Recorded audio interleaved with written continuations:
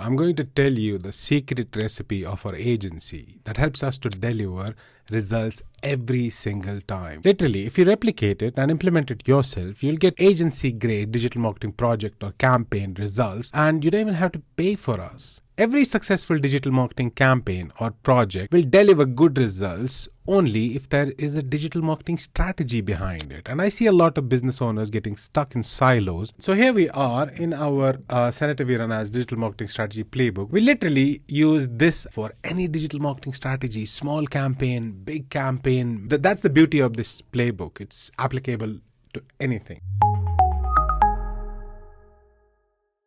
The first one is project or campaign brief. If the brief you receive is vague, the results are going to be vague too. It will not just help you to understand what you should deliver for your brand or clients, but on the other hand, it helps sometimes clients to basically structure their thoughts and understand for how success should look like. Now, for example, if you go to a real estate client, he says, I want to be the number one real estate agency for this Damak project in UAE. Okay, that's what you want, but how do we achieve this with media?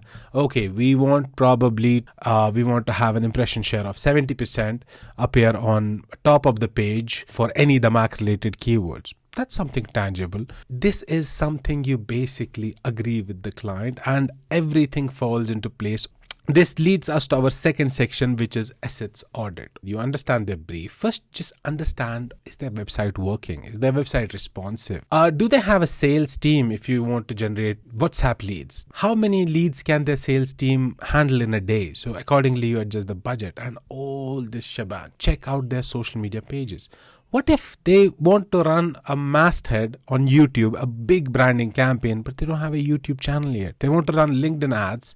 They don't have a LinkedIn company page yet. And if their tracking is in place, basically, whether they have a CRM or not, whether you'll be able to see medium-wise which lead is doing better. Is it from Google or Meta or whatever? And then you have to understand what can be the bottlenecks and you have to ask them to fix that before you go. This is a textbook framework. Sometimes you might feel like, why is this important? But trust me, in a bigger scheme of things, when you work with a lot of clients, small, big, new, old, naive, tech savvy, this framework basically starts to show magic. Then the third one is audience analysis. This is actually where our work starts. Audience analysis is important because, as they say, you can't sell to people you don't understand. Because as marketers, you have to reach out to people. You have to basically promote a company, product, service, whatever. And you can't do that unless you know who your audience is and who you are reaching out to, right? Like a two-step process. The first one you have to understand when a brand comes to you, and you have to understand whether the audience they want to reach out to, whether they are in problem unaware stage, problem aware stage, solution aware, or brand aware stage. Let's say someone has a problem with their neck. They are not able to sit straight or whatever. And your company you work with, they have a solution for it. They have a belt which fixes it and whatever. Some people don't even know that, okay, this is not a right position to sit.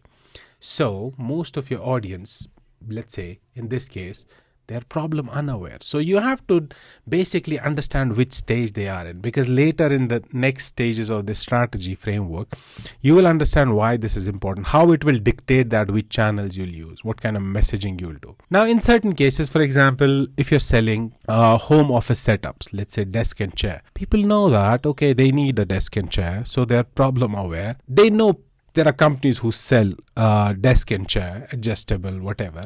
So they are solution aware. It's just you are a new brand, let's say, for example. So the problem is they are not brand aware. So they are at this stage, right?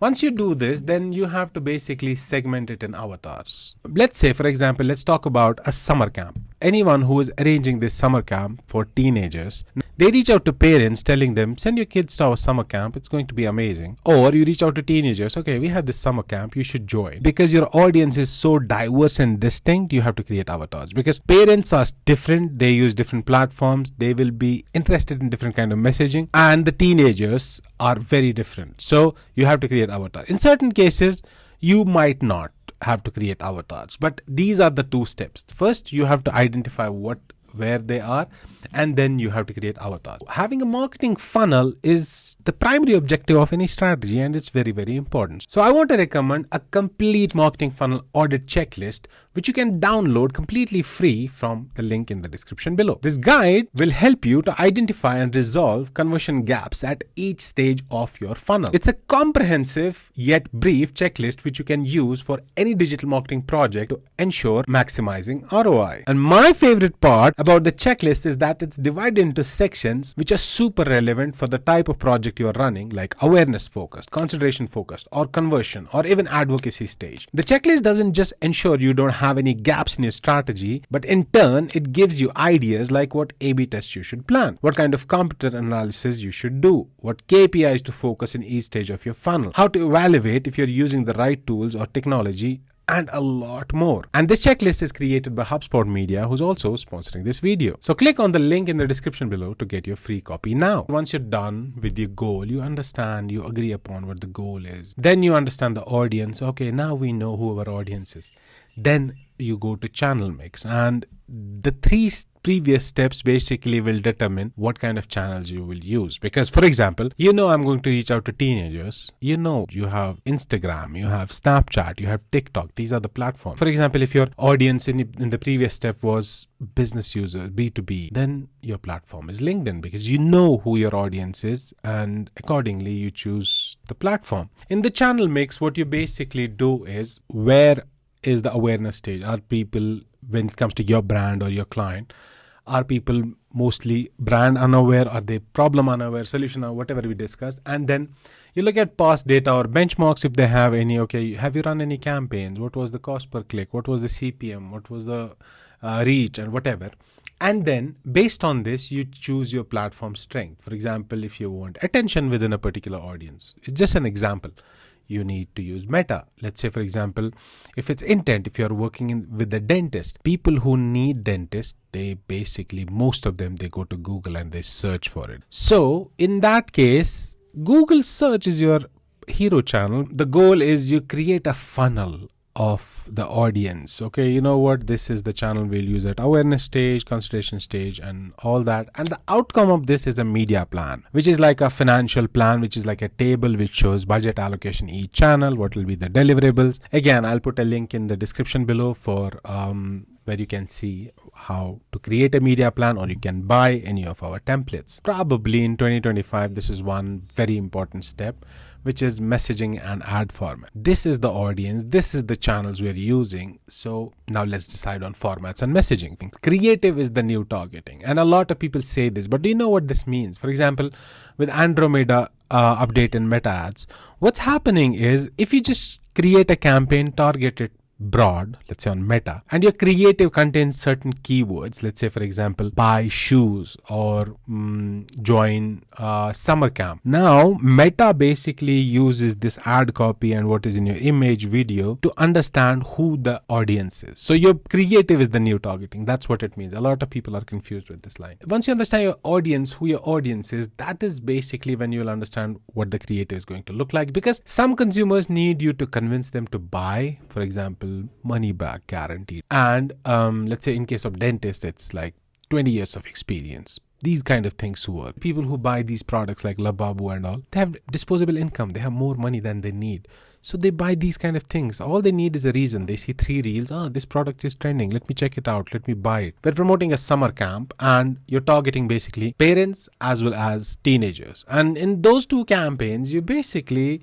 it's the same product, but the creative you have to use is different. So what I'm trying to say is, previous steps dictate what kind of creative you have. This is where you have to put some thoughts behind it. For example, here you are saying summer camp, November 19 to 24, adventure and wild awaits you. And when you're targeting the parents for the same summer camp, you say inspiring break awaits your kids or whatever, and you show painting and all. This is just to say that audience dictates what creative and messaging you have. Channel mix dictates what kind of creates, formats, and ad copies you have. So what you basically do is, based on the goal, audience, channels, now you decide on the format first and the creative pillars. So for example, in this case of summer camp, what creative pillars means is, what you have to do is, okay, you know what, parents, I'm going to use these 5 hooks, or I'm going to use these 5 angles. For example, if I'm promoting a trip to Europe, let's say my client or my brand is a travel consultancy, I use different kind of angles. For example, one is I'll just show what was the vibe of that place. I'll just show, oh, you need a break, a peaceful, serene break. I'll just show something about massages. I'll show spas and places, chilled out places. Or maybe one more, I'll just show how partying there is like. That's what creative pillars are. Once you're done with all this, because now you literally have everything you need for a campaign. You know the budgets, you know the channels, you know what your creative is going to look like, and you basically launch the campaign. And now is a very important step. The next 2 steps are, to be honest, very important, which is reporting. Because as they say, if you can't measure it, you can't improve it. When you spend on campaigns, you don't just get results, you also learn, understand, because that is the whole point. Because every new day, your marketing spend becomes more efficient with the learnings. Define beforehand what we are going to measure. It goes back to the objective we discussed. This tells you what needs to be optimized, and connect media metrics to business impact, because that is one missing thing I see a lot of businesses, agencies, freelancers doing, that they don't know how to basically connect business impact with media metrics. For example, let's say we have a travel consultant as a client. Our media metrics say this is the budget we spend, this is the number of clicks, this is the number of traffic, and this is the number of leads we generated. But after the leads, how many of those leads converted? What is ticket value for each of these leads for different kind of trips, different kind of destinations? And how do you bring that data back from, let's say, CRM to media metrics and say we are generating cost per lead at $20 on Meta instant forms, and Google search it's $100. But when we look at the conversions, the conversion rate for Google search is 20%, and it's just 3% for Meta instant forms. Media metrics are lying here, because when you bring the business impact metrics and connect it to media metrics, you know that paid search, being so high CPL, still is good for the business. That's where you need to allocate more budgets. So this is where you decide, how do I combine those? What kind of dashboards I'm going to use? Reporting is like a feedback. You look at the reporting and it tells you what needs to be changed in the initial strategy. I have a good CTR, but the bounce rate is high. You measure these, you have a funnel created, you look at these metrics, because you know, when I have such a situation, I know that there's some problem, there's a mismatch in the creative and the landing page. People click on it, it's prompting them to go to the landing page, but on the landing page, they're like, no, it's not what we expected. Now, this leads us to our last one, which is ad tech and AI. This is becoming very, very important, because an army without weapons, can they fight? For every campaign plan, for every strategy, we decide how we can use paid media traffic to generate first-party data sources. For example, bringing so much traffic to our website, how are we going to use it? Maybe we just capture their email addresses somehow. We just then do email automation. We just have let's say a CDP in place where we capture all this data, we stitch this, we enrich our data, or whatever. You implement tools that make your processes smarter, scalable, and faster, because some tools help you to do a lot. I'll just give you a simple example. I have seen cases where clients or agencies have people, all their job, what they do is they just have to fill reporting in a sheet somewhere, or presentation, or slides. Now all of this can be automated with one tool which charges you $19. And I was working with a client recently. They launched a new brand in Dubai. They just used this tool to create a CGI video where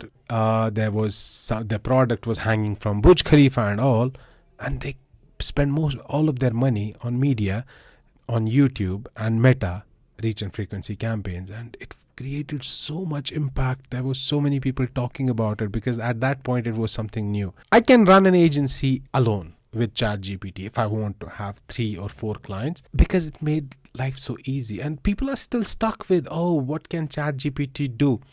Go to our AI marketing course, watch the free lessons, see what ChatGPT can do. Go through the curriculum and see the use cases we have discussed in that course. And if AI is not present in your workflow these days, trust me, it's just a matter of time when you will become obsolete and irrelevant. And that's all for this video. Implement it, and if it doesn't work, reach out to me. We'll see why it's not working. Thank you so much, and I will see you in the next one.